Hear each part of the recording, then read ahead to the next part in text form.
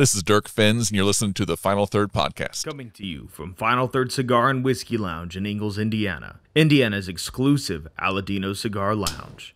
It's the Final Third Podcast.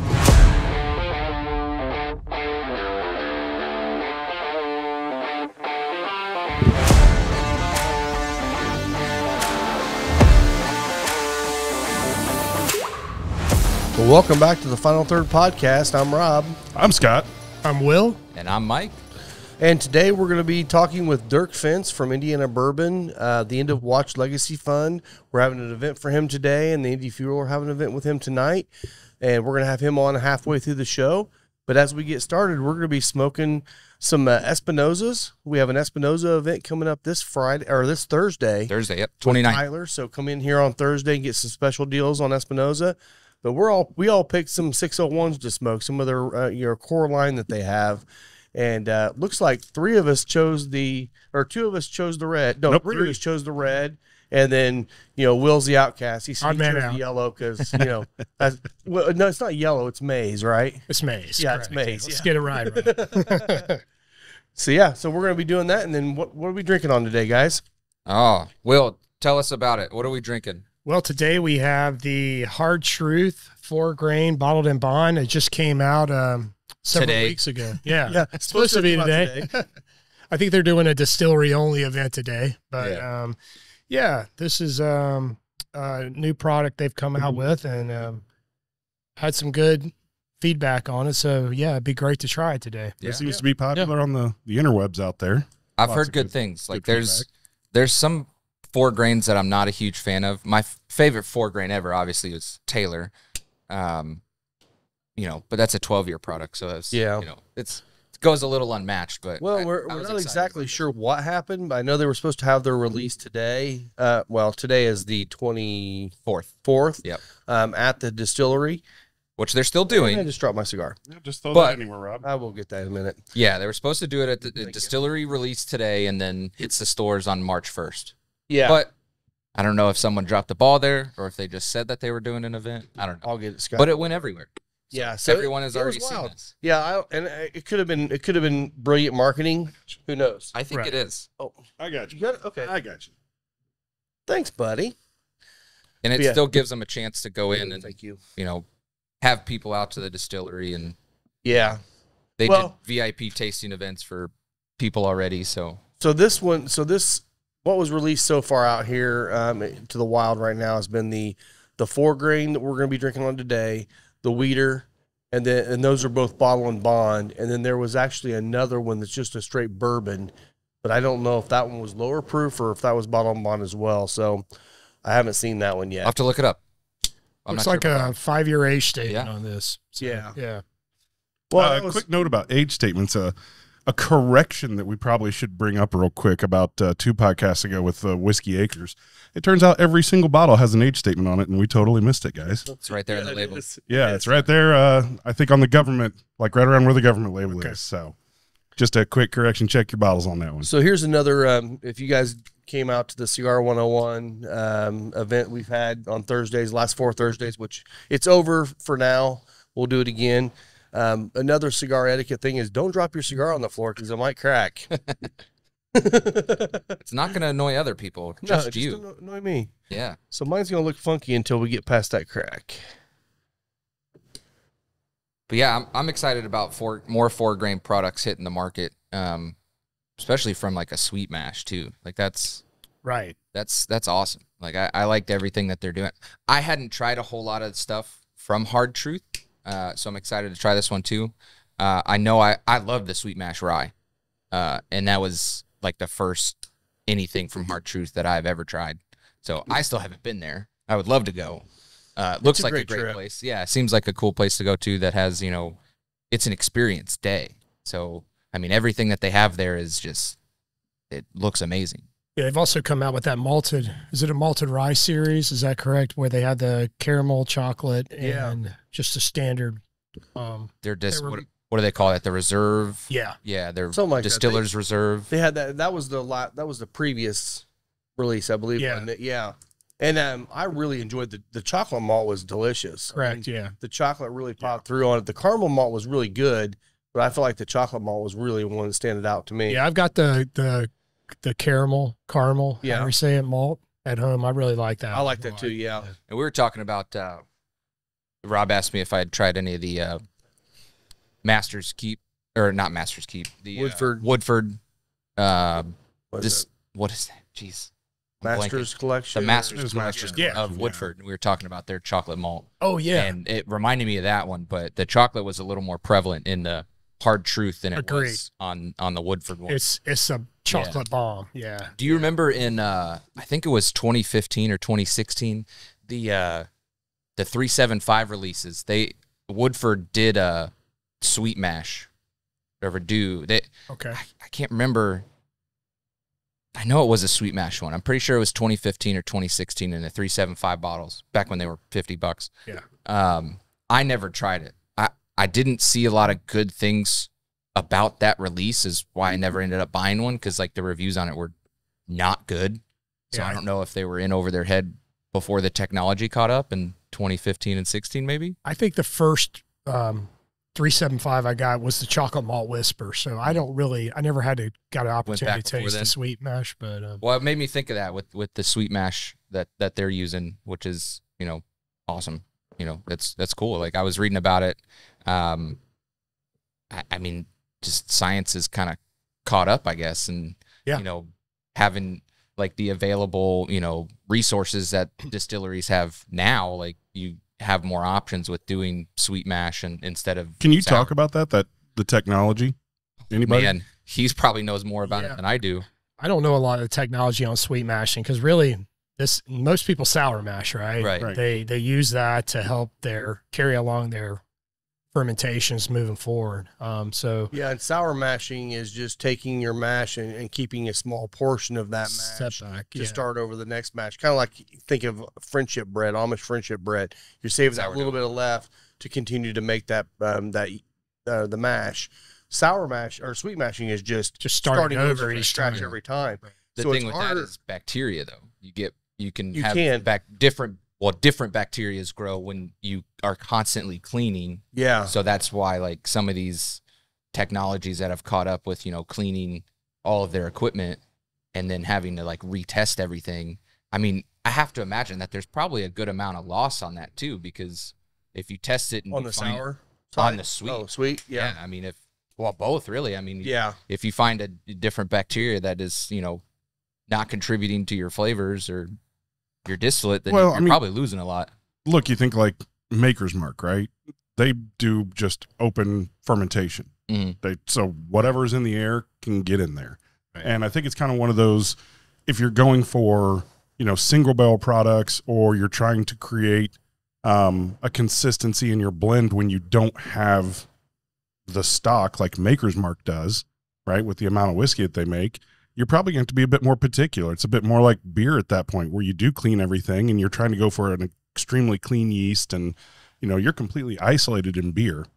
But I don't think we're doing any of that isolation from the mashing perspective with whiskey that I'm aware of. Not that I know of. Everybody plays around.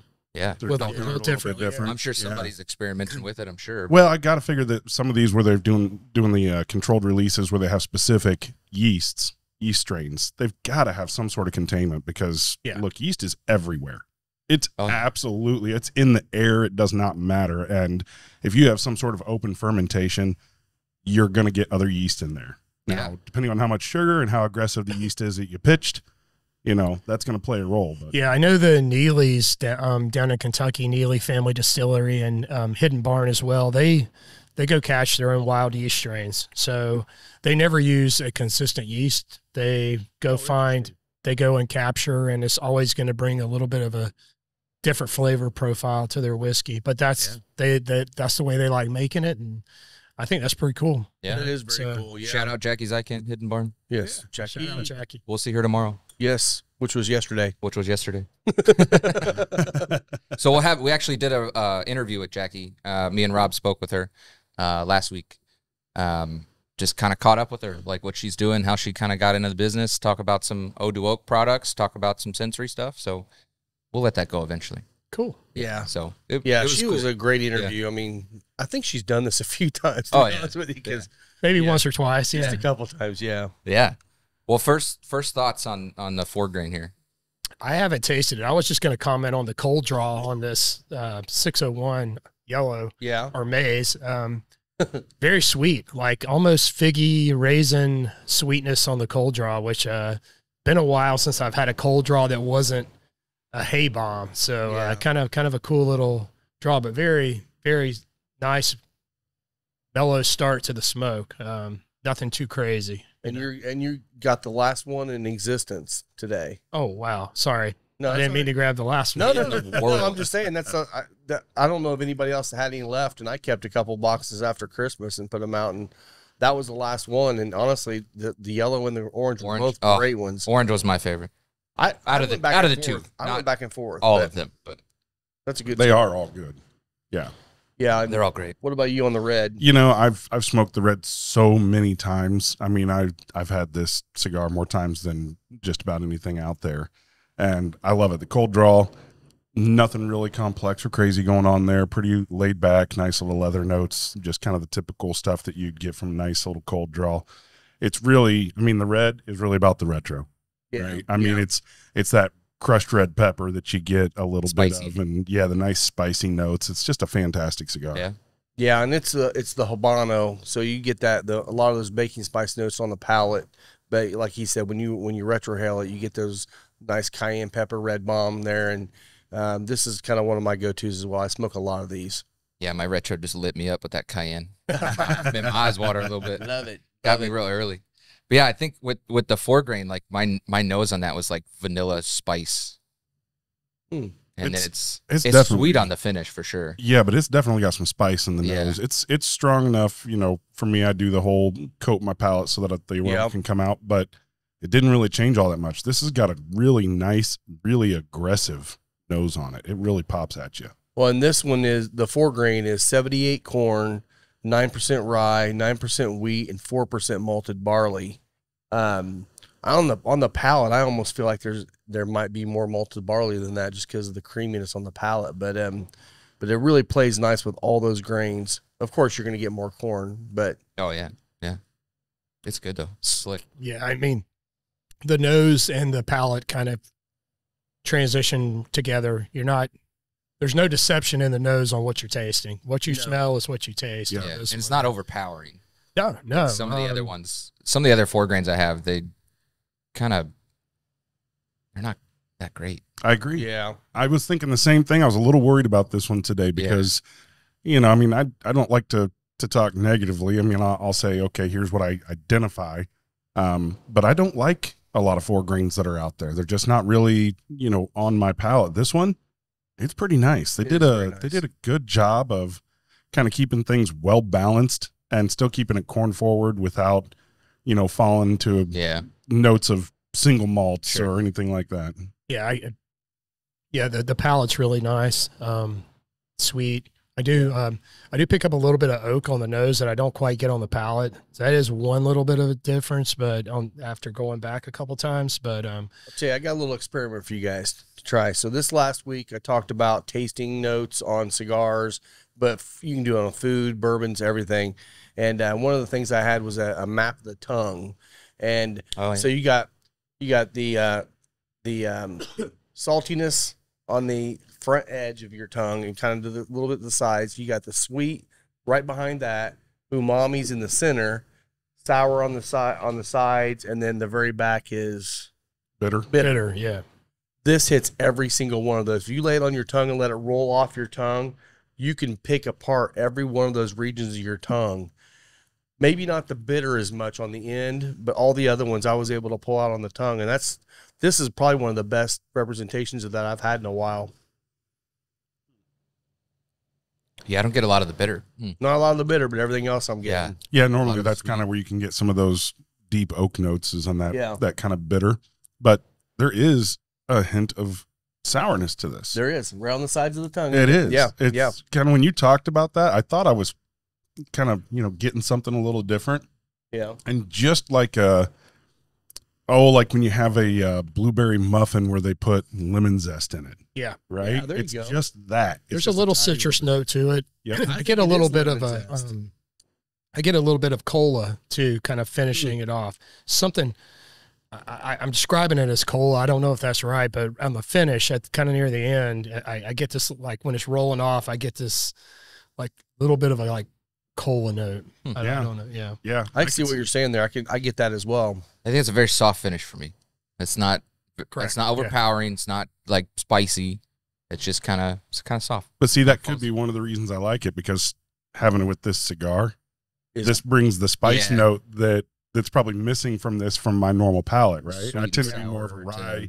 heavy kind of mash bill, and so now I'm getting a little bit of this kick. Even though it's peppery, it's still bringing something to liven up the palate. It's calming.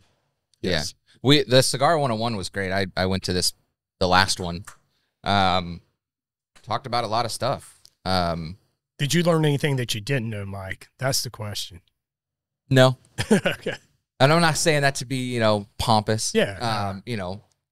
It was just things that like we talk about a lot. Yeah. Like, so, but it's good stuff to like, it's cool to help other people. Like these, there's a bunch of like new people that had never smoked a cigar that were here, 2 or 3 of them. And it's cool to see people want to learn instead of just cutting both ends off a cigar and lighting it in the middle. Like, it's cool to see. You laugh. I know. I've seen it. I see that at weddings. This cigar's too long. Let's just, I could smoke half this now and half of it later. We talked about that in the first one. Just use a serrated knife. Don't do that. Don't do that. But yeah, it was really cool. It was very informative. I don't think I learned, well, I take that back, the tongue.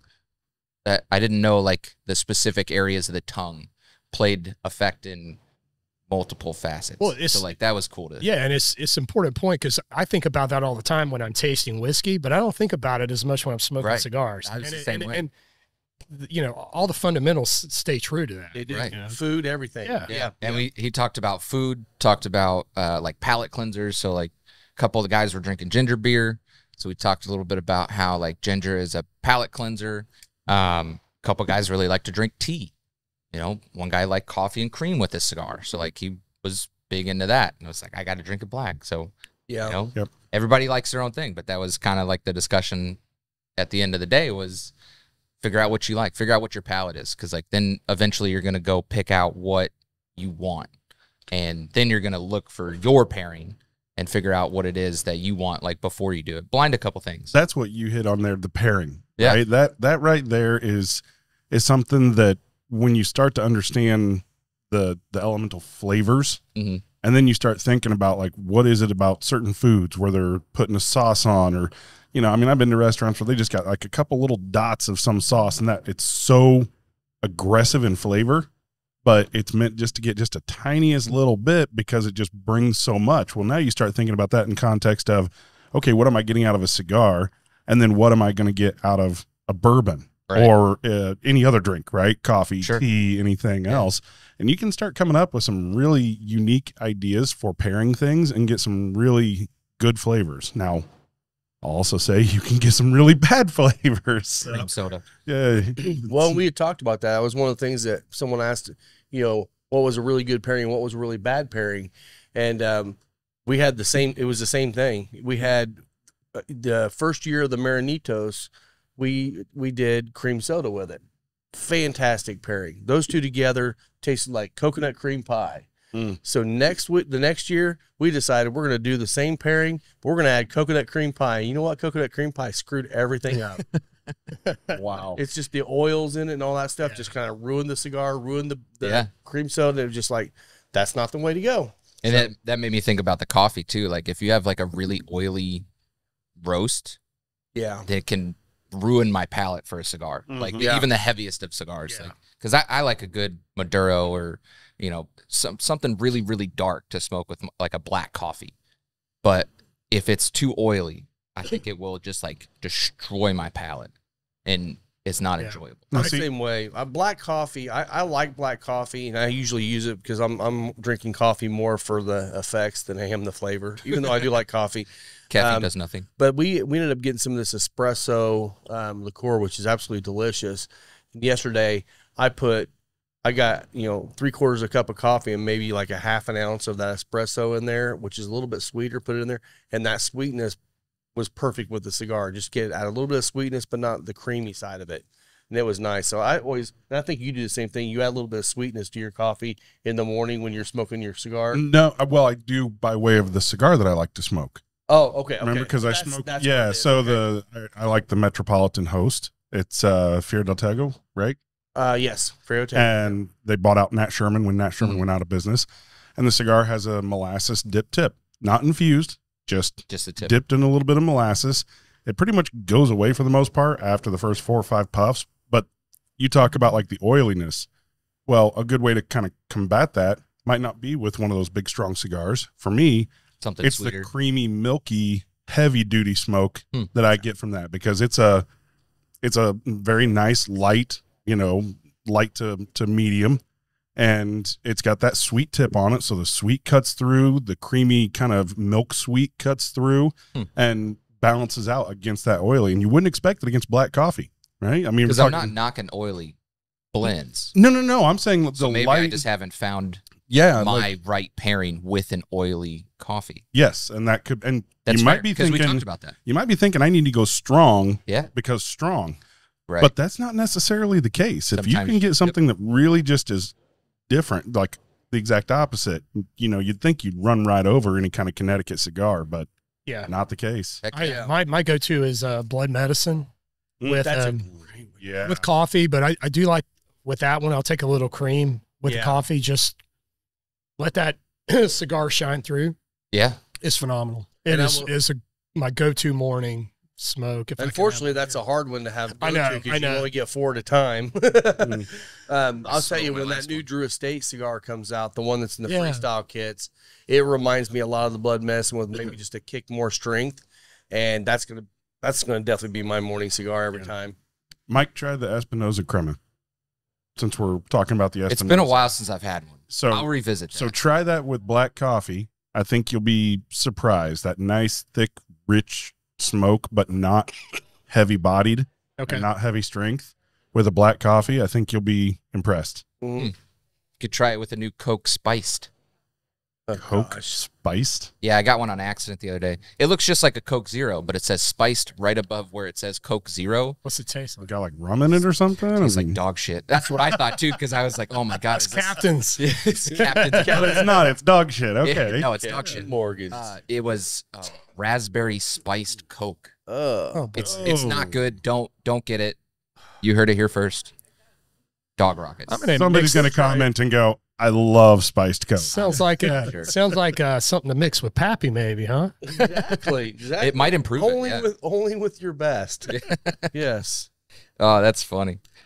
That's funny. Somebody's going to try it, and then they're going to be like, oh, I think it works great with this cigar. And then we're all going to have to go try it. And try it with the Fat Bottom Betty. Maybe. Floppy. Yeah. Some spiced Coke. Whatever. That's cool.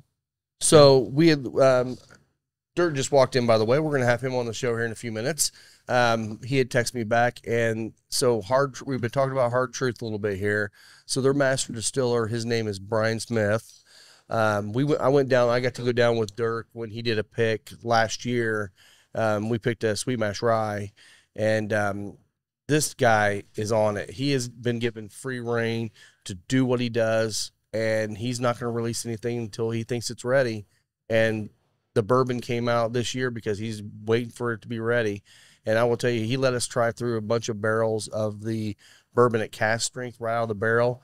And man, I can't wait to release some of the stuff at that cask strength, because it was delicious. They had, I believe it was either an Armagnac or a cognac barrel finishing that was insane. Best one I've ever had of that. Yeah, I was looking through some of their the Distiller Reserve line, and some of those sound pretty crazy. Yeah.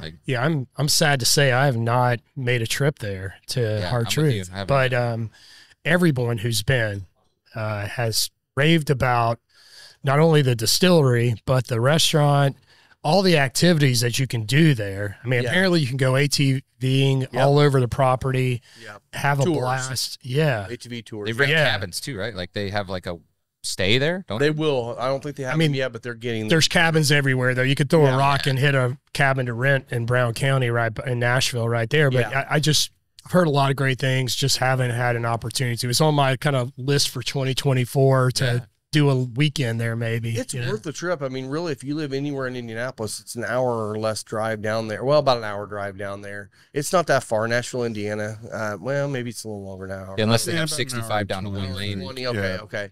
Definitely worth the trip. Their food, you're right. Their food is good.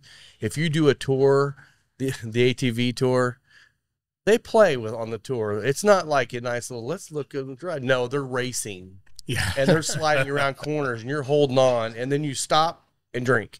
Love Then it. you go again, and then you stop and drink, and they give you drinks along the way. But I will say, if you go, you got to eat. We ate 3 times while we were there because they were feeding us so much alcohol. Yeah. So they will continue to give you on the tours, and you're going to need to eat. I will say Yeah. Brown County State Park's there. I go camping there all the time. So Well, and I definitely will be hitting them up. And literally less than 5 minutes from there, there's also Bear Wallow Distillery, which is another little distillery right there. I And, forgot about and, that place. and their whiskey's good too, and they do a lot of more of the moonshines and the flavored stuff. But their whiskey and rye both, or their bourbon and rye both, are really good too with the cask strength. So you We'll got have a to lot make a to trip. do. And Yeah, you got a we'll lot have to make do. a trip. Cedar Creek, the boys at Cedar Creek, their brewery now, they've opened up the brewery there in just down the road from Hard Truth, actually, really close. So you got a lot to do in Nashville. You can spend a whole weekend there and never do the same thing. What is the actual, does the restaurant have a specific name? Because I know like the one in, doesn't Hard Truth have like a restaurant, isn't it Hard Truth that has a restaurant in Carmel, Noblesville, right on They do. There's 146? also one down at the Bottle Works district. Because they do beer too, I didn't- right? Yes, Yeah. they do. They're a big. Oh my gosh, what's the beer that they make? Theodore Hops is the IPA, I think. Okay. Isn't it? Hard I didn't know they yeah. made beer. Oh, yeah. Yeah, Oh. it's well Because they it's a started brand out you above know. like a pizza place, Hey, right? Dirk. Isn't that how isn't that their origin Yeah. story? So like they started distilling on the top floor of some Quaffon. pizza place. Quaffon. That's Oh, our yeah. one. Yeah. That's theirs? Yeah. I didn't know that was. Yep. I love that shit. I Yeah, love quaff. it's delicious. Exactly. Yeah. Strawberry blonde and 10-foot blonde, whatever they call them, 6-foot know that. blonde. Their That's- IPA is fantastic. Yeah, Theodore Hops. Yeah. Yeah. I'm pretty sure it's Theodore Hops. Yeah. Oh shit. It's good. I think that's one of their second releases. That's not their primary Oh, IPA. not sure. I don't know because I don't know much about their IPA, but I do know that the strawberry blonde or the 6-foot blonde and the strawberry blonde are the two biggest things they sell. They have a rye IPA too. They Oh. do. I can't remember the name of it. It's not. It's somewhat similar to like Saucy Intruder, but it's a full rye IPA. Very good IPA. We're gonna have to do a beer I'm a show. hothead, so Yeah. I love this. We should definitely do a beer We gotta show. do a beer at some show. point. here yeah. soon. Yeah, we'll do a beer show in the next couple weeks. But I brought it up yesterday with Scott. I asked him if he had heard of Sugar Creek Malt Company. Have you heard of that? Yeah. It's in Boone County. I didn't know that. Yeah. We were up there talking to Nick and Jamie at Whiskey Acres, and they were looking for like a malt company. And I got some buddies that were filming a documentary at the Sugar Creek Malt Company. It's called More Than Corn. I think that's where he said he uses, doesn't he? Correct. Is it? Okay. Oh, he's already. I was like, man, it's like right here in our backyard. I was Yeah. like, I wonder if he knows about this place. Obviously, he knows about it. Yeah, So I do think they do tours over there? Probably. They have the breakdown of everything on their website. I can't imagine they won't let That you in could the be door. a fun show to go do. That too. would be a lot of fun. our buddy JB, who comes up here a lot and frequents the shop, he's a farmer, local farmer. He knows those guys over there pretty well, I Oh, think. JC. JC, yeah, sorry, yeah, yeah. What to ask? Maybe you can Yeah, notice. JC, yeah. He Yeah. knows those Yeah, he guys works well, for- I think. Shout out to JC. We Yeah. got great. Shout out. He works for Beck's, right? JC's right now sitting in his underwear watching our YouTube channel. Probably with love cuffs There on. you go, JC. Love cuffs. Put on, your pants on, JC. Jeez. Oh man. He's going to kill me for calling him JB. I'm gonna start calling him JB now. It's letter of the alphabet. It's early. It's one letter. So I know we do have some news out here that we've all kind of added a little bit too. I'll talk about the one that I put on here just because it's been in the news a lot. Justin's House of Bourbon was one of the ones that got busted for selling these vintage bottles, which is illegal in Kentucky, and they've now sued the Kentucky ACB, which ACB stands for the Alcohol Commission Board or something like that. But it's Kentucky's version of what we have here too. But so they actually seized a lot of their bottles, and It's like 60 somehow something bottles. Justin's won the fight initially, but all the bottles are still seized. So now they're suing to try to get those seized bottles back. But They got him back. Did they get them back now? So I think that was from the hearing on the 21st, which was last week. Yeah. Okay, So I they- didn't get that article. They Okay. got them back. They can't sell them. They can't sell them. That's right. It's a museum piece only now. But then I also saw that Doc Crow's was in that same lawsuit. They got sued, or they got fined by the ACB too. And Doc Crow's just admitted to doing it and said, "Yeah, we screwed up," and they settled. They ate the crow. And exactly. Ba-dum-bum. Boom. And if you know Doc Crow's, they've got over 2,500 bottles there. Ridiculous. So, Ridiculous selection. it's down to about 2,100 now. Yeah. Oh, darn. But no, that was kind of interesting that Justin's is fighting back, and honestly, they have to, because that's kind of part of their model. There is, we've got this special old stuff, and you can come and try it or get it. And there's 2 fights there, though. So there's the first one is, I guess there's really 3. The first one is, why did you do this? That's illegal. You can't just take my shit. 2 was, yes, we are allowed to sell this. And 3 was their lawsuit against them because they damaged the products.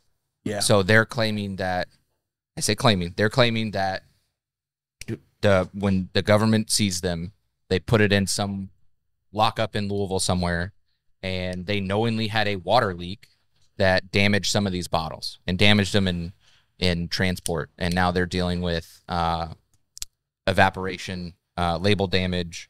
Oh, wow. And talking about like $2.5 million or more in damages for some of these. And I hope they get every damn irreplaceable. penny of it too. Yeah. Yeah. Because I'll be honest, they went after him. It wasn't really founded in my. This had to have been a tip. Yeah. Somebody had to have been wronged by them, and this had to have been some sort of personal vendetta to get. Is this the company that was doing just old Dusties, or were they doing like full on secondary? Because I know that there was one that was doing full on secondary, just going out and. They do both. Okay, They so do- they do both. both. Gotcha. They do barrel picks. They do a lot of stuff. You can go in there and taste at their bar. They have a lot of stuff you can try, but then they also have when we were there, they did have their museum pieces set up where they weren't even for sale. And that's probably because Historically they were in the overpriced, middle of but- this still. I mean, you can find a lot of stuff there, and you can try a lot of stuff there. Like that was the first time I tried like Amaranth Grain of the Gods was there for $10 for an ounce, because it was their first week open. Are Justin's prices high? Yeah. Yeah. I mean, but are they good for the bourbon community? I think they are, because I think it's a good tourist, destination. If you're coming into town and you want to check out some things you're never going to be able to try anywhere else, Sure. you got an opportunity to try them there. Now, if you want to buy them, that's a different story. You're going to pay way more than probably the value on them. But I hope they win all these. I hope so too. suits. And, I think the bourbon that was actually in question that was seized in Washington was overseas Blanton's, right? Maybe like it was Blanton's Gold or something It like was that. one of the Blanton's variants from so- Japan or something that they were questioning. I think there's some back end politics going on. The claim on the seas, I think, was there were counterfeits coming out of the Netherlands, I think.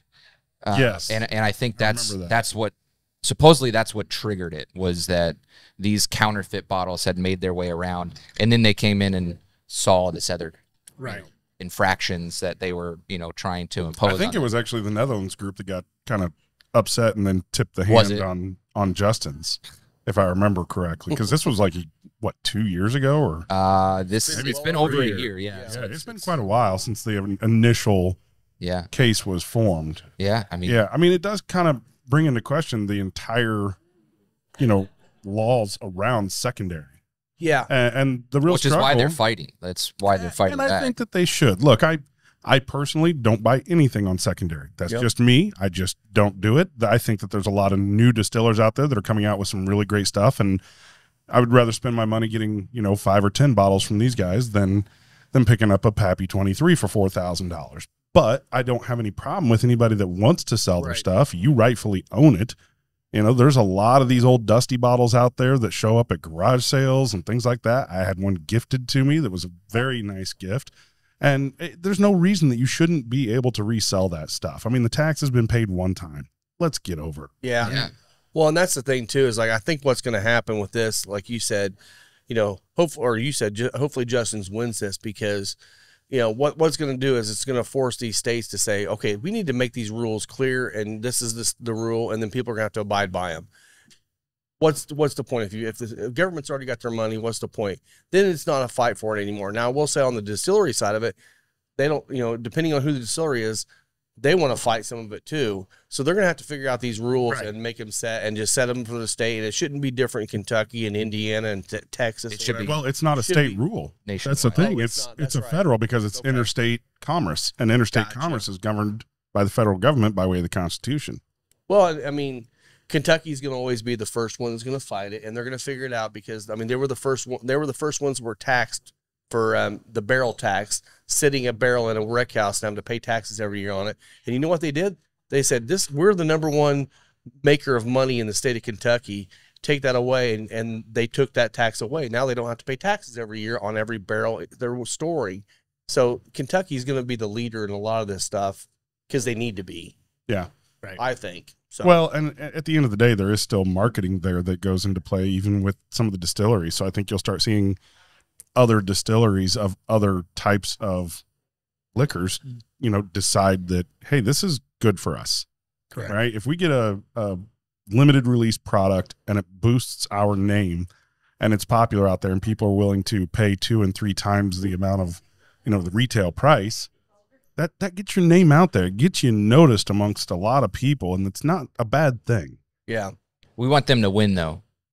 Yeah. We want them to win for everyone. Hey, Well, look, we never want the government to win. Right. That's true. Bottom line. Yeah. Justin's, we support you. Yes. Yeah. We're behind Cheers, you. Justin's. We're rooting for you. We'll update as we find more articles about that, because I read that one this morning. On I didn't see the the hearing. new one. Yeah, the hearing on the 21st. So supposedly when they got everything back, they put it back on inventory shelves, not to sell, to take inventory of damaged bottles and kind of record. And I will say the everything that difference happened. between Doc Crow's and Justin's is we're making our money on liquor. That's it. Doc Crow's has a nice restaurant there. They have multiple revenue options there. So they can probably say, you know what, we did it. We're sorry. We'll pay our fines, whatever. But if Justin's wins this, Doc Crow's better go back and say, you owe us money. Yeah, we did the same thing. Yeah. So we'll see what happens there. But So I know there's other news, but Rob, I'm seeing all this stuff coming in to the lounge here. What's this all about? well, we'll talk to Dirk about that when he comes on, because this is all for the End of Watch program. Okay, this is all into Got watch. a silent auction going today with a lot of really cool stuff. I am going to shout out Jim Romanek and Mike Romanek, twin brothers that work for 2 different companies. Jim works for Heaven Hill. Mike works for RNDC, the local distributor here, not of Heaven Hill's brand though, which is kind of funny. And they both donated a bunch of really cool memorabilia stuff, some bottles. Dirk brought some bottles. We donated some bottles. So there's a lot of stuff. Unfortunately, by the time this is on the air, you missed out. So pay attention to our social media, guys. Follow, like, follow, subscribe, YouTube. You know, like the Facebook page, like Instagram. Follow. You know, come in, sign up for the loyalty program. Yeah. So something it'll start they working. will hear about. You're coming up on year 2, right? 2 years, yeah. 2-year actually, anniversary. This week. Yeah, this week this next weekend coming up is going to be our starting of our 2-year anniversary week. Okay, excellent. So keep an eye out for that for sure. Wait, It's the 25th, isn't it? 20 like. well, the first is our anniversary. Oh, okay, March 1st. Yeah. But we're kind of kicking it off a little bit early It's the with week, Espinosa. You know, we got Espinosa Thursday. We got Jackie tomorrow, which again was yesterday.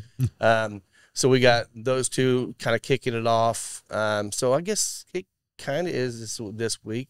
Yeah. It's anniversary. Next, hey, let's call it a 2-week, Yeah, 2-week we're gonna celebration. celebrate right? 2 weeks for 2 years. There 2 you weeks go. for 2 years. That's perfect. Yeah. 2 weeks for 2 years. Yeah, I mean that's amazing, man. Like, just what you guys have accomplished in 2 years here has been Well, it's amazing. because of all you guys and Yeah. all of you guys coming so- in here and supporting us, and love the culture that's kind of developed here with all the friendships and the community that's been driven. These are great. The liquor's great, but community's what brings it all together, and that's what we love seeing is people come together, making new friends, and really it's all around this. Yeah, everybody takes care of each other. Yeah. Like there's no animosity here towards anyone. No. You know, you come here for community. Except for I guess. JC. Except for JB. Except for JB. Yeah, JB. Yeah, JB. JB.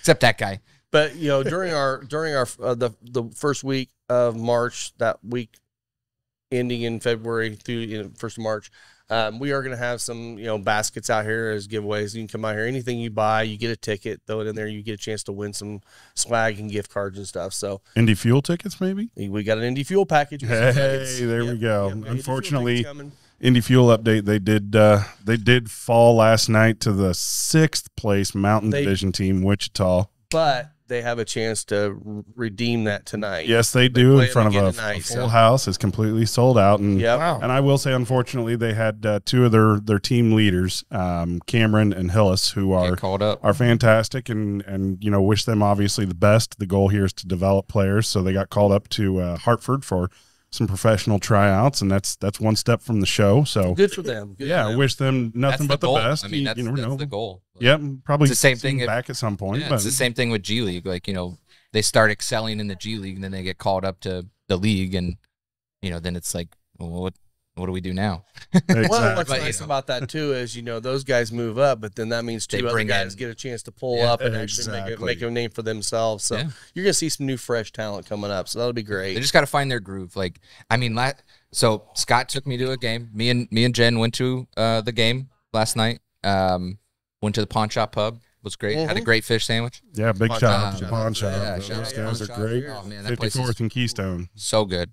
Yeah, it was my first sporting event that I've ever been to, other than a Dodgers game by accident. Or behind the mics. Well, yeah, I mean, so like the first one you've attended as an actual spectator. Yeah, nice. You wouldn't think that, knowing my profession. I think the whole first period, Mike didn't know what to do. He's like, "Do we clap here? Like, are we cheering? What's going on?" I was a part of the national anthem instead of filming it. It was weird. I don't know if I've ever heard it before. I usually just see it. But yeah, it was a great time. It was so much fun.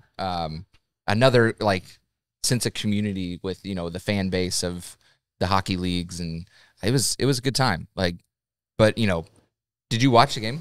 Oh yeah, we had it on here. 44 shots on goal to 21, and one freaking goal, one win, one goal. I mean, that was ridiculous. Brutal. I give it to their goalie, to Wichita's goalie. He played a hell of a game. He sucks. He's formerly from Cincinnati Cyclones, so he sucks. Well, I'm not saying he's a good person, but he did. I'm sure he's a nice guy. Wonders he just in had front a of the net. game. He did have a hell of a game. He played really, really well. He was everywhere, super quick. I was a goalie, so I appreciate what he does. So, and by the way, number 2 on Wichita can still suck it. That guy sucked. Yeah. Biggest react. Yeah, the stands. I always feel like, as a fan, my job, if I can get a player to actually look at me, that's like the first thing. Okay, you heard me, and then he started jawing back at me. Oh, nice. Really? Oh yeah, it was great. It was great. That's when I was like, and then he did nothing the rest of the night. Absolutely nothing. Unfortunately, didn't Fell on matter. his Still lost 4-1, but hopefully for the sold out crowd tonight, they'll come back and hope so. play big and be a good time. Yep. Yeah, so that was fun. Cool. So you made him cry. That's great, man. Exactly. I love it. Yeah. Then he got a penalty, and we were like, "Go cry in the box. Go on." Heck yeah. Always go after their mom, and then you can get a rise out of them. Well, that's the funny thing is I was feeling a bit spicy because I just watched Shoresy. I don't know how. It's been on for 2 years, and I don't know how I haven't watched this show. Yeah. It's on Hulu. It's a Canadian show, and it's all hockey, and this guy Shoresy is an asshole. Really. I mean, he is, but he's a hockey player, and that guy, I mean, the writing on the show is amazing. They can insult people better than anything I've ever seen before. Definitely check that one out. Well, there's another news note. I don't know who added that one, the Brown Foreman one. Oh, that was me. Yeah, I saw that. So Brown Foreman is selling. They had a cooperage in Alabama, I think, was it? That they're selling off to what is it? Independent Barrel Company, IBC. Is that what it is? Independent State Company. Independent State. ISC. Sorry. ISC. Yeah. We're not really great with the alphabet today. Obviously, JB, IBC. Yeah. We're stuck on B's for some reason. Yes. So, Brown Foreman's selling off to ISC, and part of the sale agreement was for them to continue to make barrels for Brown Foreman. Oh, good. So that was cool, I guess. It's actually a pretty common practice. Yeah, just and, power and it's shift. really interesting when you see, somebody, their core business, they do something and they've kind of had to do part of a logistics side of it or a You're just supply shifting side. interest. And it's like, hey, here's a gigantic business. You already run a good business, so we'll just sell you this, and it comes with a 10-year guaranteed contract Right. to supply. Just help me out. Yeah. Yeah, just help me out because we don't want to run that anymore. We're too busy making whiskey. Yeah. We need It's just somebody else to controlling handle that. interests, and they're just shifting their priorities, hopefully to better things. Hopefully that will shift some resources from Brown Forman, in that realm to. Well, to we've other talked things. about Jack Daniels. I mean, we did the tasting here. What was it, 2 weeks ago with the bonded rye, Yes. and we just talked about how Jack Daniels has really stepped up their game over the last 2 years after kind of waiting to see if the bourbon craze was actually going to stick around and be a craze. Yeah. And they made it happen. So it's pretty wild. I don't Yeah. have a splitter, so I don't know if those are plugged in anything. Yeah, don't worry Yeah. about those. Oh, Yeah, I'm sorry. I thought we had them plugged in. My Scott bad. forgot the splitter. Oh, so sorry That's about my that. fault. Technology. Well, all you'd be doing is hearing us. So Yeah. if you can hear us, that's fine. use your imagination. You'd think the technical guy would actually keep track of all the technical I'll Look, get- look, I'll buy us a splitter. I got one at home. I just. No, I'll get one to leave it here. We don't have to bring it every time. All right. Well, we have Dirk with us now. Yes. So What's welcome, going on? Dirk. Thank you. Thanks for having Are me. we drinking guys. more of the hard truth? Because my glass Oh, is yeah. empty. Yeah, So what you guys Yeah. I want just to didn't do? know if we were doing another bottle. So I didn't want to.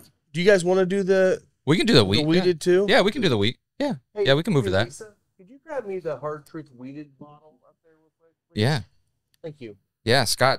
We'll do some wheat too, but Love it. yeah, Dirk, introduce yourself. Dirk Fentz, also known as Indiana Bourbon on Instagram and Facebook, and our End to Watch Legacy Fund.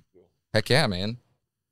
Well, thanks for joining us. Yeah, thanks for having me. Yeah. Yeah, so like we were talking about earlier today, we're doing a silent auction benefit towards all the money goes towards End of Watch Legacy Fund. If you guys don't know you explain what the End of Watch Legacy Fund is. I explained it several times, but we'll hear it from your mouth, so I don't have to keep talking. End to Watch Legacy Fund. It's a charity we started about a year and a half ago now when Noah Chavez was killed in line of duty. I've been a police officer myself for 18 years out in Brownsburg, so we kind of took our fundraising force behind all the followers we had on Instagram and Facebook and started using that to kind of raise money for the families of the fallen in Indiana. So anytime a police officer or law enforcement is killed in line of duty in Indiana, we raise money and give funds directly to those families that are left behind. So. Yeah, and the one thing that I really appreciate that is, sometimes when families will get money from a charitable cause like this, there's stipulations on what they have to use that for, Right. or we'll fund the funeral, whatever. What he does is special because you don't know what the family needs in that moment. Right. They may need to pay bills off. They may need to pay for the funeral. They may just need to get away from everything and take a vacation as a family to regroup. Yeah. It's their money to do. You've been able to raise for the most part about $10,000 per family. That's what you shoot for. Yeah, the goal's $10,000. We've done that. We've had, unfortunately, 8 line duty deaths since we started. Yeah. And I think about 4 or 5 times we've reached the 10,000. Other times we were pretty close. So Yeah. it's been awesome. So and what happens is, he'll actually go out and do a barrel pick. A lot of distilleries will work directly with this fund because they believe in it as well, and they will sell the barrel to him, and it's a quick process a lot of times because when it happens, there's nothing you can do about it. Yeah. And then he'll sell those off, and all the proceeds, every dollar goes back to the fund. He's not making a dime on this. No. And he's not making a killer amount of money. I mean, he's a police officer. And unfortunately, in our world, police officers, teachers, all the people that do the most work are the ones that get paid the least, it seems like. So, we appreciate that you do that, and it's an amazing thing, and we're glad to be a very, very small part of that. So Well, everybody at this table has helped me tremendously doing this stuff. So you guys have donated quite a bit to this cause. So we appreciate you guys. We for believe sure. in Yeah. it. We believe in what you're doing. I It's appreciate very that. important. And I will say that another thing, we've had several officers that's picked up bottles from other states come here to pick them up, and everyone's like, "Oh, I wish Dirk would do it here." Dirk does it for the state here because this is where he lives, and it's a full-time job on top of his full-time job, Yeah. and he's a dad and he's a husband. Do it in your own state. If you need advice on how to get started, I'm sure you would. Oh yeah, we've made you'd help mistakes. that. we've learned a lot of things. We can help you for If sure. you're an officer in another state and you're passionate about this, reach out, because this is something that should happen in every state in the union. Absolutely. Yeah. And to that point, I mean, correct me if I'm wrong, but I feel like a lot of the Indiana distilleries have really come to your kind of support and aid, and really rallied behind you guys. And they've donated many bottles to the raffles and auctions we've done. They've done barrel picks. They've sped up the process to get things to us quicker. Like it's been awesome. So do you want to shout out the different distilleries and man, organizations all of them. We do a lot with Old 55 Distillery. He kind of got behind this at the very beginning, and he kind of helped us launch this whole thing. Jason Fruit's there. Yep. Amazing family. Starlight's donated a whole bunch of stuff. Hard Truth has. West Fork Whiskey has. I'm going to forget people, but like Spiritual Friend Schlick has been behind us in some of these. Like this is great people, great. Circle. Have you done anything with Circle City? Yeah, Circle City Whiskey Club. Yes, yeah, they've been very supportive. Drew Black over there is. I mean, I've called him a couple of times. Like, hey man, can I have something like next week? He's like, yeah, let's do it. Which is unbelievable to me. He can pull it off. Awesome company, awesome dude. And he's doing good stuff. The distilleries that he's talked about right there are really the top of the top in Indiana. Yeah. All of those are. There are some smaller ones out there that are doing some good stuff now. I'm sure I already know a couple of them you've already talked to, and I'm sure down the road those will happen too. Yeah. So very exciting stuff. Yeah. Unfortunately, it's a cause that we wish didn't exist. Yeah, it's a unique charity because we're raising funds for foreseeable tragedy that's coming. We know it's going to happen at some point. That's just kind of the way things are. So we've heard a lot feedback from the family. Some of them I still talk to quite a bit.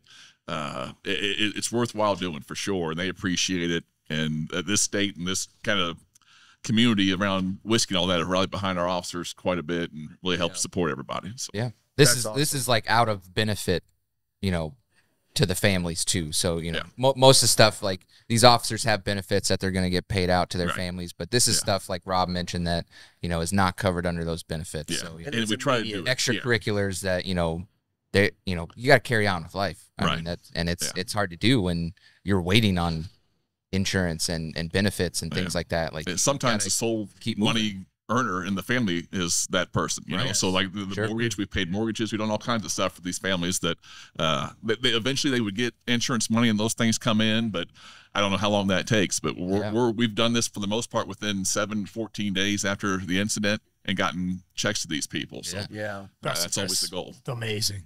And your beautiful wife Sarah is a huge part of this too. Oh, absolutely. And to have a support like that behind you, because I know how much you travel and work on this stuff, plus your job, plus SWAT, all the stuff you do. The siren's unrelated, by the way. It's just a siren test for the tornado system. It's 12:02. Yes. So now we'll see how good my post-processing is. If you don't hear the tornado siren, I'm good at my job. Yes, absolutely. Yeah. I thought this was just a sound off that the event had officially started. Oh, that's it. It's now the shop is open. Yeah, shop is open. Yeah, so every day at 12:02, this is how you know the shop's open. Tornado siren. No, just on Saturdays. I know. Just on Saturdays. Just Saturdays. So today you're going to be also going down to the Indy Fuel game. Yes. So tell us a little bit about that. You kind of hooked us up with the Indy Fuel organization, and what they're able to do through fundraising and things is offer tickets, sometimes discounted, and with a portion of those proceeds going to the charity. So we were able to sell a good number of tickets because of you guys hooking us up with them, and a bunch of that money is going into the charity. And then we're gonna go check out the hockey game tonight with a bunch of friends of ours. Oh, and it's not just kind of sold out. It's sold out. There's actually the normal top 300 level tickets are $17. Yeah, they're going resale for over $50 right now. What? Yeah. Awesome. For a double A, scalping tickets, baby. Scalping tickets to Indy Fuel. Yeah, learned a little bit about the organization since got us together. Great people. I mean, they're very charitable, and looking forward to working with them quite a bit next year also. So it's gonna be a good time. And do you think you'll have a chance to get involved with the Fisher's Freight? I think so. So for those that don't know, the Fisher's Freight is the new indoor football team. So the Fuel are moving to Fishers, Indiana from downtown, just north of downtown Indianapolis. Go Freight. And go Freight. Let's go Freight. Absolutely. It's kind of an arena football thing. So don't suck. If you guys remember back when was it the Firebirds? Yeah, I think it was the Indy Firebirds. Indy Firebirds, something like that. We had the indoor football league here, and I'm telling you what, that is a fun, action-packed sport. When you get stopped on inside your five yard line, and the kicker kicks a field goal, inside your own 5. And I mean, you're talking these goalposts are Vertical. half the distance of what a regular goalposts are, and they're kicking them 50+ yards. It's a lot of fun, man. It's a blast. And instead of out of bounds lines, you just check them into the walls. Yeah. It's amazing. It's nothing like the lingerie league, but we'll take it. You can incorporate those two, would be cool. There you go. That's not a bad thing. Checking a girl into the wall. Maybe they'll be like the refs or something. Oh, hey, that's a good idea. I like that. Yeah. Maybe we can put that in the suggestion box. Yeah. As long as it's not that dick from Wichita from last night. Oh, Rocco or something? Yeah. Man, everybody knew there's this guy. Rocco was a ref last night from Kansas City, like right there, or from Kansas and that whole area. And so, yeah, playing Wichita, it's like, Whatever. Yeah, he had to get escorted out last night. Well, so we did, and I know you're still drinking the 4 grain. I don't know if you're still on the 4 grain. If you I'm on the wheat. Okay, so we jumped on the weeder. Well, first of all, tell us your thoughts on the 4 grain. I know you've had it before. And when these came out, they're launching 3 bourbons at their first ever bourbon release is wild to me. But Brian, those guys can do it down there. The 4 grain and the wheated, I keep going back and forth which one I love the most. The 4 grain is so unique. Nothing I don't think flavor profile wise just like it on the market to me. But the wheated is everything you want it to be. I called it like allocated profile on my page when we're doing a review, and to me that's what it is. It's the high end version of all the Kentucky stuff at Bottled and Bond here in Indiana. So I was thrilled with both those releases for sure. And that's one of the things I saw, and Will and I talked about this, and I think I planted it into his head, so he's thinking about it too. But I get on the nose and the flavor, I get juicy fruit gum. Yeah. Yeah. And that's not a knock. That's just kind of a different profile in a on whiskey the 4 I've grain? never had before. No. Oh, the wheated. I'm on the wheated now. Oh, okay, I'm sorry. okay. Yeah, I sidetracked. Sorry, but yeah, the wheated, I get that, and it is nice. I'm not a huge wheater guy, but I do kind of like this one. Yeah. I love it. Another bottled and this is bond. bottled and bond Yeah, too. 100 Both of proof. them are bottled and bond. So yeah. it's So the kind of bourbon- nice. It's got a little bit of heat to it, like nice heat for a bottled and bond. It's not like aggressive or anything, but I'm so used to drinking 115 to 140. Yeah. It's nice. Yeah. I think when I first tasted it, the wheater, I tasted it with a 4 grain side by side. I really enjoy the 4 grain. The wheated, I was like, I was kind of on the fence with it, but tasting it again today, just a different experience for me altogether. I mean, I raise my eyebrow when I see a wheated whiskey or a wheated bourbon that's under 6 years. So I'm already like, This is another 5. Yeah. But Yeah. Today when I'm tasting this, much more of a classic wheated bourbon, very soft, not overly spicy, but great flavor profile. I'm enjoying it. Honestly, I was thinking this was just not going to be my jam, but today I'm enjoying it. Yeah. It's very nice. Well, that's one thing I found with both of these releases so far is they have really long finishes too, which that's one of the way I like to. If it's going to be something I'm going to go back to, I want to have a nice long finish on it. This one, I'm with you. I feel like it's a long finish, but it's like the proof kind of keeps building up a little bit. Once you get to the end, it's probably the most proofy it's going to be. And that's kind of nice because once you feel the proof, you kind of pull out more of those flavor notes as you go. And yeah, so really nice. Going back to talking a little bit about like the sweet mash stuff, like I think, correct me if I'm wrong, anyone, please. When you do the sweet mashes, I think it allows you to have a lower entry proof into the barrel to retain more of those flavors with the bottled and bond products that they're putting out. I don't know that for sure. I don't know. Well, that's just like what I feel. That's like my thought is that it would allow you to go with a lower entry proof with that instead of having a sour mash. Yeah, could to retain most. Anybody out there instead knows of that? Instead of having to proof it down afterwards, like you go in and out. With that lower entry proof. So well, and Rob, I like what you said about it because that long drawn out kind of build, it also, it's kind of strange because I don't get this out of bottled and bonds very often, but that ethanol drying effect that makes you want to go back in. Yeah. Right. Where you get that. You don't get that on the wheater? Not on the wheat one. Interesting. I did a little bit on the 4 grain. I don't get it so much on the wheat. Huh. I wonder maybe just my palate's messed up today, but it's just getting there. I'm puffing pretty good, and this is pretty hot right now. I see what you're saying. So it could be the cigar that's having that impact. But yeah, like it's mouth-watering initially, but then it kind of dries out on me and makes me want to go back in for more. See, I got that could be a pairing thing, right? Yeah. That could be part of the cigar. Could be having that impact. Absolutely. I'm down to the final third, so I'm definitely going to be getting a lot of punch out of this. Yeah. Still getting spice. Absolutely. Yeah. This thing, It never went away. It never goes away at all. It never went away. The spice is so nice on this one. So I know you and I were, and you had your crew down there doing the pick. I was telling them a little about them allowing us to try out of the barrel some of the ones. Yes, my goodness. And remember that one that we tried? Was it a cognac finish that we tried that Yes. was insanely good? Yes, there's some barrels sitting down there right now. They're going to go absolutely wild when they get released. It was so good. I hope they leave those at cast strength. I do too. Those were perfect the way they were. We got to try some of these straight from the barrel at their kind of little release party last Saturday. Oh, cool. And we tried the wheated, man. What was it, like cash drink? 120-ish, or? He didn't say. I think it was like in the teens. I think. Okay. Tastes like it, but some of it's kind of smooth. Maybe it was a little higher than it actually tasted. But when those things drop at cast strength, man, like I already told them, like, when can we pick a barrel? And they, I don't know what information should be going out there or not, but like in the next year or two, they're going to start releasing some of these as single barrels. So that's awesome. Okay. I can't wait for that. Yeah. And in respect to them for holding this stuff back till it was bottle and bond, like, we know how the bourbon thing is right now. Like sometimes you're just trying to make cash on top of cash, and these guys knew it'd be ready when it was ready, and that's when they started selling it. So big props to them for that. Yeah, And they got other spirits. I mean, so Yeah, like, they do. They got rum and they've worked got it just white right, and- man. They're doing a great job down there. Yeah, because I mean, really, the toasted coconut rums, the vodkas, all the things that they made, that's kind of what got them really going and got them on the map.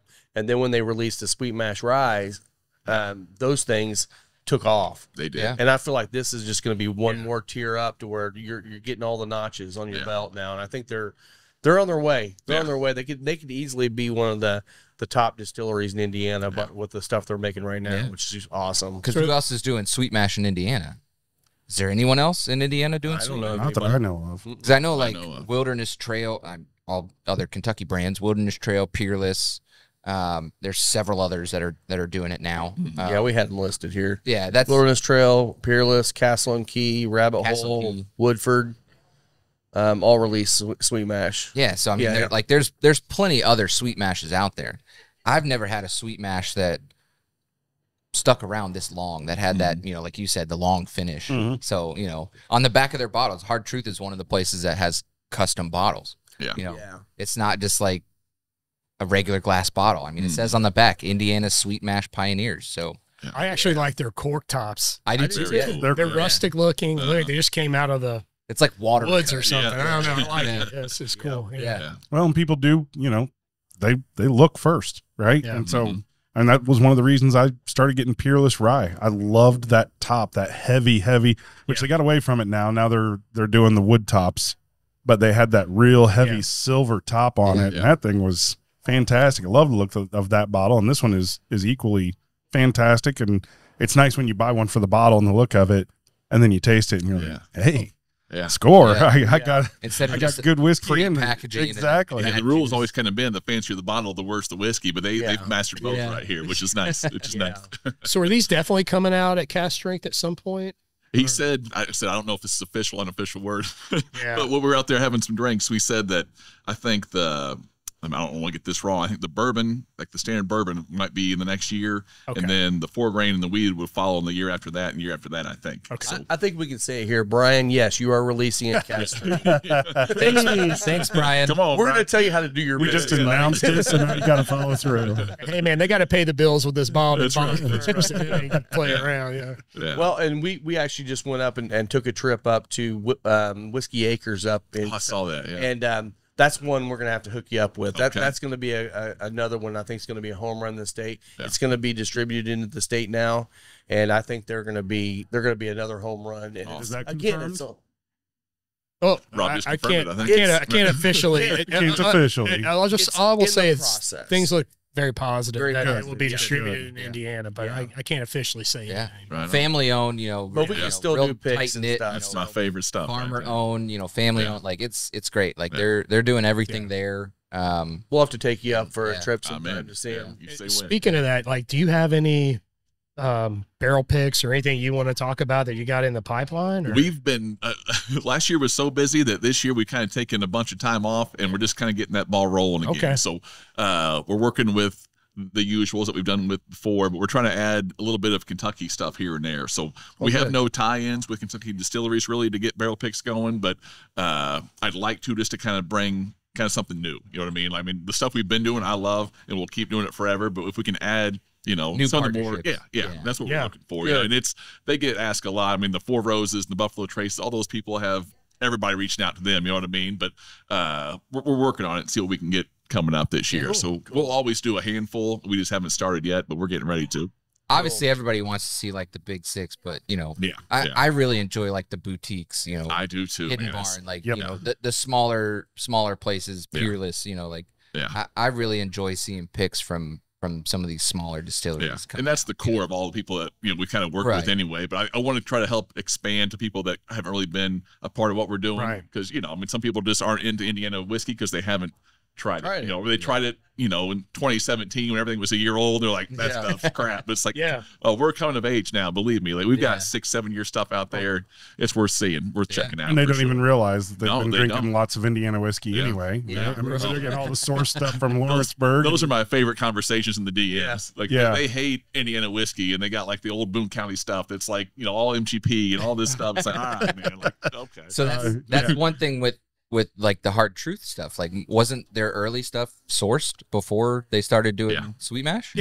So like that's kind of cool that now 5 years later, like here we are, they have their own distillate with their own sweet mash that it's not source. It's they worked up like the right way. They didn't just release a 2-year product and say, well, if you like it, cool. If not, check us out in a few years. Go buy Starlight. It's something else. Like, So I hats off to them with doing their stuff. Yeah, they're killing. I'm sure you've worked with them a lot more than we have. So I mean, just good people all around, and that's what we've always kind of tried to seek out, like the family owned, all that stuff, and then just like good people. And we've been lucky in this state that most people that are involved in this industry are just great people anyway. But some are just like, I mean, some I text back and forth. We're just friends now, and it wasn't like a business thing. It was just like a couple people hanging out, getting together. Family. So, which I love that's about this state is that we're small enough to be personable, but big enough to taste great too. Like it's a perfect combination, I think. Yeah. Well, then we've talked about that. We talked a little bit with Al McAuliffe from McAuliffe Cigars last week. Cigars and whiskey are very similar in their models because it's just people that love what they're doing, and you know what, they want to share it with people that also love it.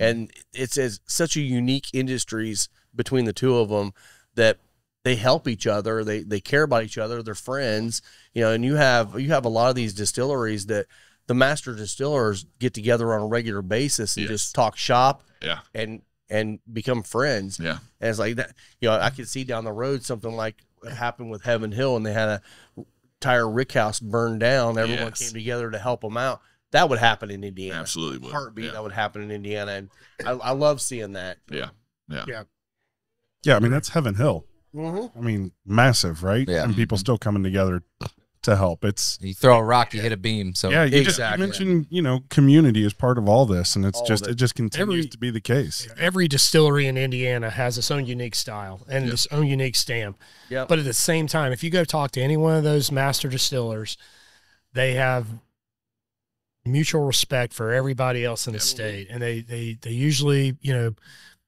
are very supportive and want to see Indiana whiskey. Indiana most of them have mentors. A national thing. Absolutely. And Al talked about that too with competitors. Like, your competitors aren't really your competitors. I mean, they are, but like your competitors are also your friends. They're your family. Like they, and he's got a podcast. What did he call it? It's just going live. Going live on Friday. It's going live on Friday. So, like, it didn't really have a name. It was just going live on Friday. Hey, what's the name again? But like the whole basis of that podcast is having these competitors on to talk about their product. Because how else are you going to learn about it than like sitting down with your competitor and then learning about them? And then you become family. And then you become, and then you just, it's community. So like, it's really cool to hear about that stuff. And the bourbon community is the same. especially in Indiana. I'm gonna put you on the spot here. What you got? So one of your picks this year, what we ought to do is we ought to get the crew to go on one of your picks, and we don't have to be part of the picking team, whatever. But Yeah, I don't trust these pallets. you Are you kidding? Trash. You Trash. guys- Trash. let me know what's good. crap. Cocky Wolverine over there, yeah. No, you guys pick it. I'll just sell it. Like that's what we'll do. But what we could do is actually come on there and document your pick process for what you're doing for your That'd organization, be awesome. and show people the ins and outs of that plus what you're doing, The and really fundraising. spotlight that. 'Cause Yeah, that sure. could be an interesting show, and it could be something you're welcome to use for your I would love marketing to, and yeah. media and stuff as well. That could be a lot of fun. Yeah, I mean, the whole goal behind the whole account was just to kind of get a few hundred people together and talk about whiskey in Indiana, because I knew that like we were starting to become something, and then all of a sudden it blew up and got to meet guys like you, and I would love to share the whole process, because each distillery has a very unique process. Some of them are just like very cut and dry. Some of them are like an all day like who's Ubering me home experience. You know what I mean? It's a great time. Well, I was sharing with Shut them a this while corner. ago when we were down to Hard Truth. We had to have almost 3 meals. It was We 2.5 did. meals We because did. they fed us so much liquor. We were that like, place is such an experience. There's It so many is. things to do, and the whiskey's so good. Yeah, I'll do it again tomorrow if you guys are ready. I think it'd be fascinating too to actually follow you and your wife around for a week or two and see, okay, this guy's got a full-time job. Yeah. Like we know how that works, right? And then you're trying to run this charitable organization on top of it, and you're trying to running secure wild. picks, and you're trying, like, do you ever sleep? It's I used to sleep. I used to need sleep, and now I go to bed about midnight, get up about 5 or 6, hit the gym, Exactly. and then start my day. And it's you're on the Instagram starting stuff and Facebook questions, and then you're starting to try to do actual work at my job I get paid to do, and it's busy. But man, we love it though. It's a good time. Can you get our cameraman a bulletproof vest to follow you? Absolutely, man. Yeah, hell yeah. Yeah, absolutely. I think that'd be. I'd be fascinated. I'm a big fan of that On Patrol Live. I watch that all the We can time. make that So happen, sure. yeah, we do a little final third podcast version of On Patrol. Yeah. That works. Bad boys. In the ship with some whiskey and whatever. Yeah, it'd be on the phone. Yeah, this barrel pick looks good. All right, let me grab my. Yeah. Get my shotgun. We got to go take this house. Serve a warrant. We got a series right there, I think. Well, we'll do a Dirk and Indiana bourbon docu-series, and we'll just kind of follow you around. I'm into it. That'd be awesome. Call it Bourbon Boys. Bourbon Boys. Bourbon Boys. I So mean, I know he asked you if you have anything in the pipeline. Do you have your next one the that next you're thing we looking to got, try to do that you can say? we don't have any picks scheduled. We'll always do Old 55 if we can. We'll always do Starlight if we can, and then I'd love to get back to French Slick with you guys. Yeah. And kind of just, I mean, the We brandy. need to do another one of Good those. grief! Like Yeah. that. I don't know how we're going to top that experience, but we'll try. We'll do it again. I still get calls almost every week of someone saying, "You got any more of those bottles to sell?" Yeah. Like, no. All I got left's on the bar, and that's it. Yeah, so good. But we're going to do an event with Old 55 for the end of watch, 1st of April, it looks like. So that'll probably be our next big thing we do, and we'll start spreading the word on that here pretty soon. And then Do you have a date for that yet? it looks like April 6th. We're like 98% sure April 6th is going to be. That's what I the thought, date. because that's the reason why I can't be there on this one. Yes, 'Cause we I have an know. event that day too. so. Devastated. So it's not locked in, but Yeah. it's pretty locked in, I think. So, Okay. but we'll be sharing a lot more on that, kind of like you guys are doing for us today, which is absolutely incredible that you guys are. Well, just a hosting heads us up, here. that's also Final Four. I know. So I don't that know was if our that will concern. affect you or not, but if We'll you want to move it, I Yeah. might be able to help out. Okay, we'll keep you posted. We'll find out next week for sure. Me and Jason can get together and talk about it for sure, and kind of lock in the details and see. Cool. But then we're going to start picking some barrels and we'll be passing that along real soon. So. Yeah. Yeah, So if you're not follow Indiana Bourbon on Instagram or Facebook, that's where you get all the information, all the contacts with him. You'll see what's coming up. There's a lot going on, and thank God, knock on wood.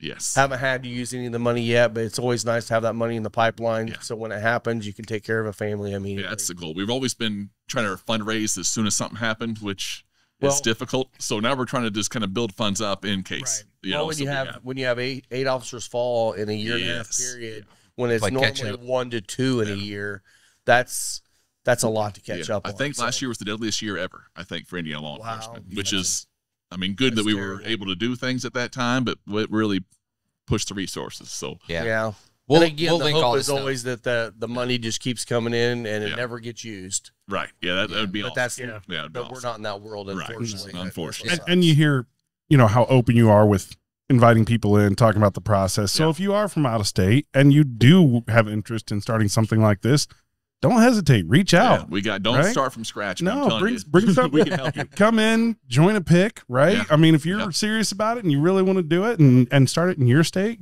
Want to help you talk be to Dirk. successful. That's Yeah. right. I mean, this is a good cause that is necessary everywhere right now where our law enforcement have, you know, kind of there's some mixed views across the country. It's a rough patch, and it's a difficult time right now. And you guys need some help, and it's not just in Indiana. So don't hesitate. Absolutely. We'll link all the social media. We'll link you to however you can find Dirk. We'll link it in the video. So if you need to get a hold of him, you know, click below. We'll have a website. We'll have social media. Anything, you know, any way you can donate would be great. You know, obviously, like you said, you want to have some sort of stockpile. What you do is just tell everyone it's an HOA fund. Yeah. And then nobody will question what they're paying into. That's true.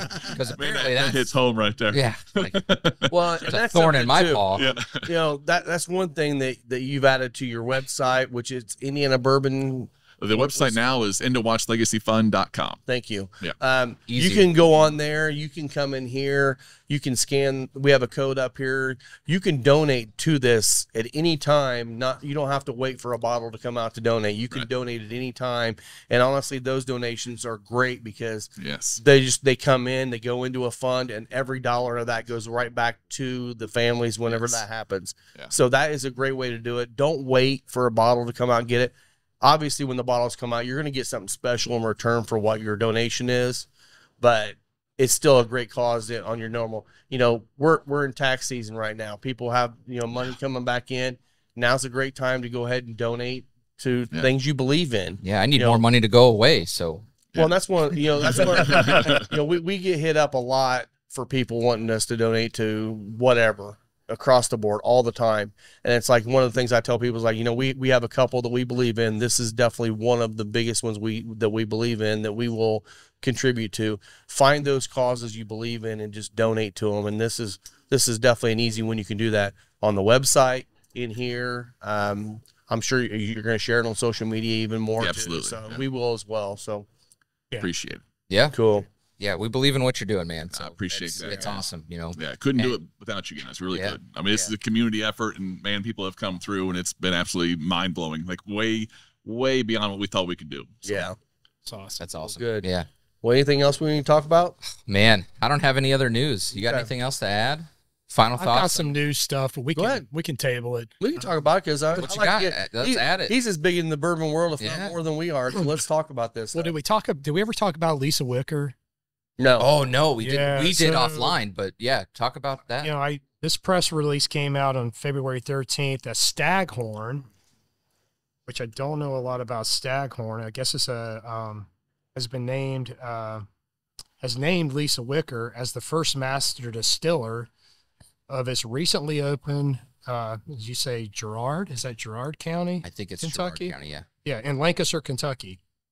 So. Lisa was over at Town Branch. I guess she's left Town Branch. That relationship's ended. Good for her. She's starting a new. She's starting a new distillery with these guys. You know, they just basically talk about this new distillery began operations in January. It was a huge investment. It was like over $200 million into this distillery. Wow. Yeah. Obviously they got her, so good start. So apparently Staghorn is a premium spirits company. It's based in Atlanta. It's founded by industry veteran Ray Franklin in 2018. And then Staghorn owns the Girard County Distilling Company, and it is producing premium whiskeys and spirits. Yeah. They currently have All Nations, which is a whiskey I guess they've got out now, and I don't know a lot about them. Yeah, I haven't tried anything from there, so I know Lisa. Yeah, knows her shit. Yeah, and she'll do a great job with them. She's going to probably bring a lot of heirloom variety corns that they're not used to distilling. Yeah, and that's what she really has a passion for. Yeah, and this really is, in the last few months, has become kind of, this year and even a little bit of last year is becoming kind of women are getting into this industry at the highest levels.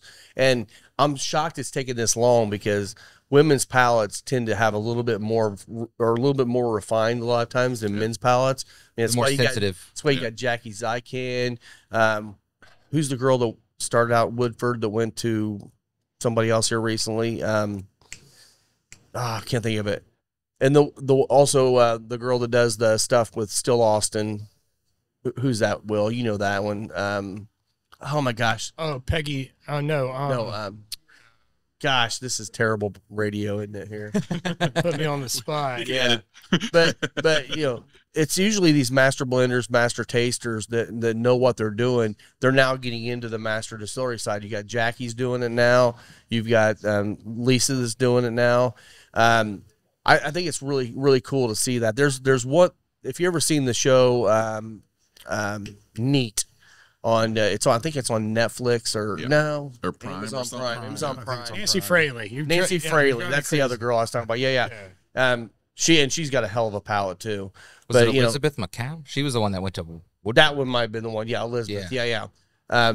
They're starting to make a mark in the industry, and it shouldn't have taken this long. But when you watch her on the Neat program, just talking about it, talking about the grains and all the stuff that she's growing to start in these distilleries, they're doing their research and they are learning it at a new level, taking an old thing and making it new. And it's really cool to see that. And I'm excited to see where it goes, because you're gonna expand into a whole new portfolio of people coming through this industry. Yeah, that's gonna create some amazing products. And I've always been a fan of Lisa's. I met her last year at New Orleans Bourbon Festival last year. And she's a Hoosier. Like, she's a native Hoosier. She grew up, or she worked, got her first start at Starlight when it was Huber, before it became Starlight. Wow, okay. Working in the wine part of that. And I think she started at the very beginning of their distillation when they were very first starting distilling spirits there. Her kids went to IU. I mean, she's got a lot of Hoosier roots, so I'm always rooting for her. And I hope she does good. And she's cool. And March is Women's History Month, so I think coming up in the next couple of weeks, we'll probably do something that's surrounded by female influence in the whiskey industry. So I mean, there's a lot, like you said, like there's, especially in the last 6 months, seems like there's a lot more movement going on with women in the industry, that in whiskey and in cigars, right? So it's kind of cool. That's one of the things we talked about for Women's History Month, is bringing Lisa on, and maybe there's a girl named Amy that's part of our crew here that's been coming here quite a bit. She's wanting to talk more about women and cigars. Amanda McAuliffe, would love to have her on here and talk about it too, because that's, and I will say probably in the whiskey world even more so than cigars right now, women are getting into bourbons and whiskeys way quicker than men right now. Yeah. And there's a huge influence of that, and it should be represented on both sides, distillery side and tasting side. So I agree. Cool. I think that's awesome. I mean, that's a great note with everything that she's doing. So we'll have to try some of their products, because I don't think there's a lot that I've tried coming out of that distillery. So speaking of tasting, I went on ahead and got a 601 Blue, since nobody had it, and the red being the Robusto, go through it pretty quick. Yeah. It's been a while since I've had this.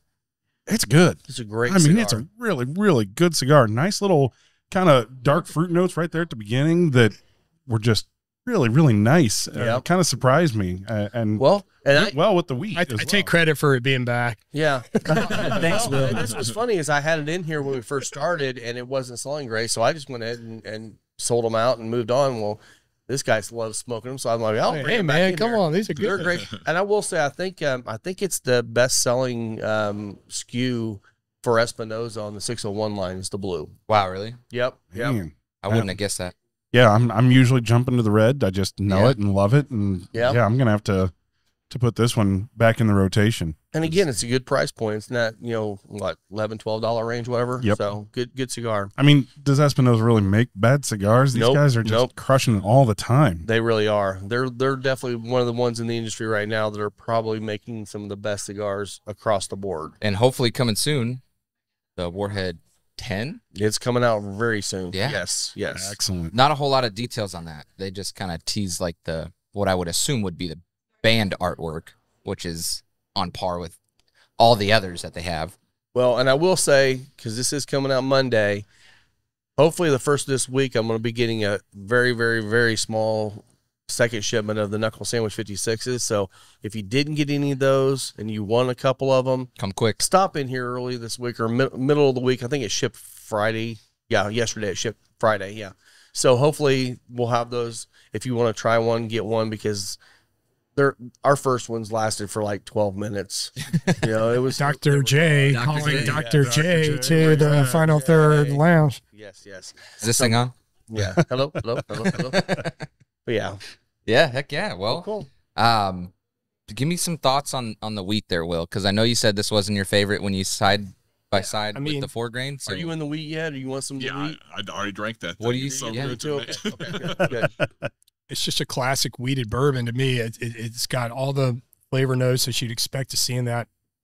I get a lot of caramel, some vanilla, not a lot of spiciness, but very palate coating.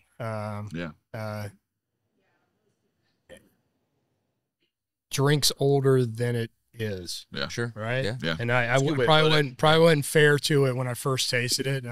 But I did taste it in a liquor store at like 11 a.m. down in Evansville. So I'm like, boom. All right, I'll take the 4 grain. Yeah. The 4 grain stands out. I mean, that thing's going to be. It does stand out. Everybody's going to love that one. The wheated, though, to me, it's like you said, it's classic. Like if you like wheated bourbon, it's for you. It is. If you're a connoisseur or a newcomer, like to me, the 4 grain is for everybody that likes bourbon. There's just so more depth to it and more unique flavors to it. Like they killed it with these. Yeah, there's something for everybody in the 4 grain. There really is. Yeah, sure. Scott, what are your thoughts? I'm still getting that long finish on it, and not as much of the drying effect that makes you want to go back in.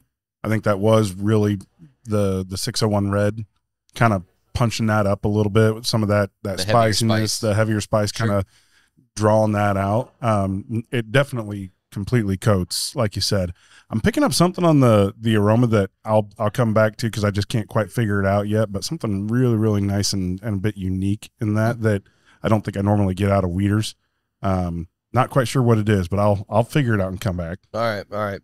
Yeah, I don't feel like I'm getting in near as much of the juicy fruit that I was the first time. Yeah. That could have been just a fresh crack might have caused that, but definitely everything you guys said. Yeah, I really enjoyed. I'm not a big fan of a lot of wheats, but I'm starting to get there a little bit more. This is one I can sip on. Yeah, we've grown into wheats, and we've talked about it a couple of times. Yeah, like growing into the wheat and appreciating the different wheats that are out there on the market right now. So yeah, I would like to blind this one with Maker's Mark cellar aged. Okay, let's just blind it. I'd love to blind it and see where it falls relative to that. Did you think that this had a little bit of oak on the nose that didn't come through on the palate? Was that this one on the 4 grain? On the 4 grain. On the 4 grain. I got a little bit of oak on the nose, but not so much on. Yeah, the wheated one for me, like the weird thing to me was I get like a little bit of graham on the finish almost, and maybe that's your weird thing. I don't know. Like to me on the finish, I got the graham. I got a little bit of. I get the sweetness on the nose and the palate a little bit, like the juicy fruit, like you said. But on the finish, it's just kind of like a lingering like graham flavor, which is kind of that always comes across as dry to me. Yeah. Well, maybe that's graham, the drying, and that's probably what it is. It's probably maybe that's what's drying it out. Then is that graham flavor. So I will say the after effects once the heat's kind of gone and everything else, it does remind of juicy fruit gum on my tongue still. So like a fresh piece of juicy fruit, or I chewed this for 3 minutes. You chewed it, you spit your gum out, and that's what's left on your tongue. Okay. That's what I'm getting. Yeah. There's different levels of juicy fruit. So. 72 degrees outside, slightly cloudy. Yeah. What's the relative humidity? It's 27%. Doc wants to know. Well, Doc, cool. Doc, I loved it. We got the text message from Doc. He's still chasing his humidity, and I looked at it and I was like, dude, it's like 6% different. Like, what are you chasing here? Come on, detrimental. Well, it totally changes everything. That's a good point. We are towards the end of winter now. This is the absolute hardest time to get your humidity acclimated because you've come out of all the dryness of the winter. Everything's at the worst point. Trust me, spring's coming. The humidity's going to come back up. It'll Your be fine. humidor's It'll going to level come out. back, and it'll come back. So Yeah, probably Don't- about the don't time fret you're ready too to much. start smoking outside again because it'll be warm enough. It'll be you- ready. they'll be fine. yeah, Bon Jovi said, "Keep the faith," and you what you got to do right now. There you go. Wait, you guys stopped smoking outside? Man, it gets pretty cold. I never stopped smoking outside. Yeah, I don't have a choice. I don't have a choice. I'm 4 minutes from the lounge. I just drive down here. I know where I'm at. I'm like, I'm right here at the lounge. closer to me.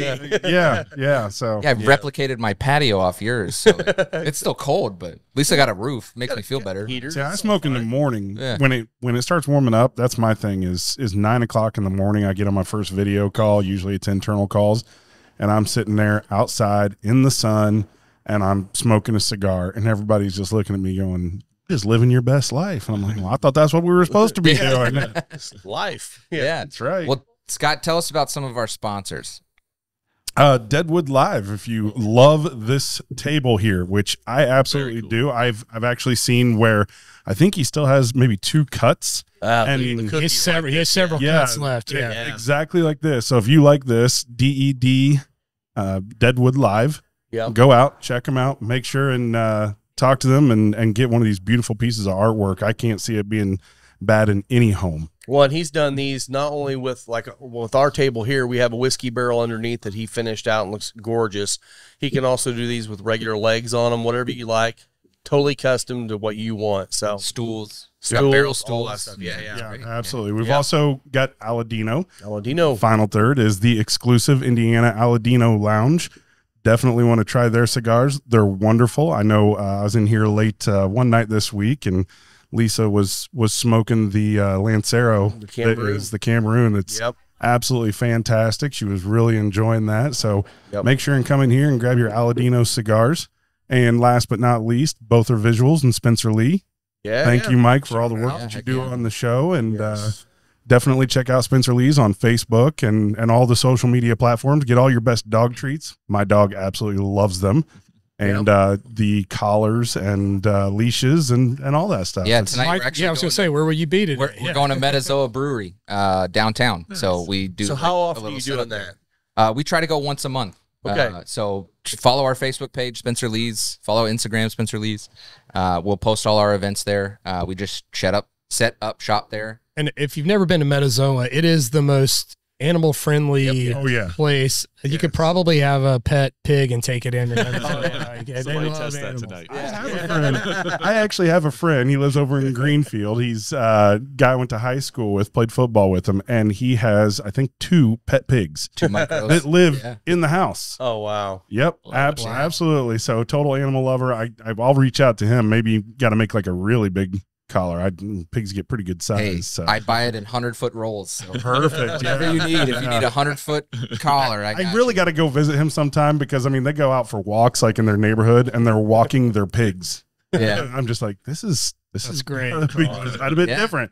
So But yeah, we set up at Metazoa once a month. I've got a lot of stuff in the pipeline with other places that we go to. Bunch of farmers. There's one in McCordsville. There's a farm that's doing something. There's one in like Newtown. I don't know where that is, but Nice. I signed up for it. Old So 55's there. Newton, Newtown. man. well, maybe yeah. You got to say Newton. Newton. Yeah. So you know, there's a whole bunch coming. So and we do the same thing. So like our whole basis is donating to rescues. Awesome. Yeah. You know, all of our proceeds go to a rescue to help pay for boarding fees, adoption fees, you know, neuters, anything. So Very cool. You know, we try to keep everyone stocked up and help however we can. So you know, that's kind of the basis, and then helping out with, you know, allergy dogs, you know, that have issues with certain ingredients. So we do single ingredient treats. So hit up Yeah. Spencer Lee's. Yeah, Yeah, check it out. And So- definitely a shout out to Gus, your dog. Yeah. He's a good boy. He is I a know good he's going to boy. hear this because you go back and Heck yeah. play the show at your house. So Yeah. Gus, you're a good boy. Gus, stop yelling at me. Damn it. Yeah. All right. Well, where can they find you? You can find me at Cocky Wolverine on Instagram. Where can they find you at, Dirk? Indiana Bourbon on Instagram and Facebook. They can find me at Scotty D Smokes, Facebook and Instagram. And I'm at Final Third Cigar. Yeah, I'm at Both Are Visuals and Spencer Lee's. Be sure to like and subscribe. Yeah, thanks for listening, guys. We'll talk to you next week. Cheers. Cheers.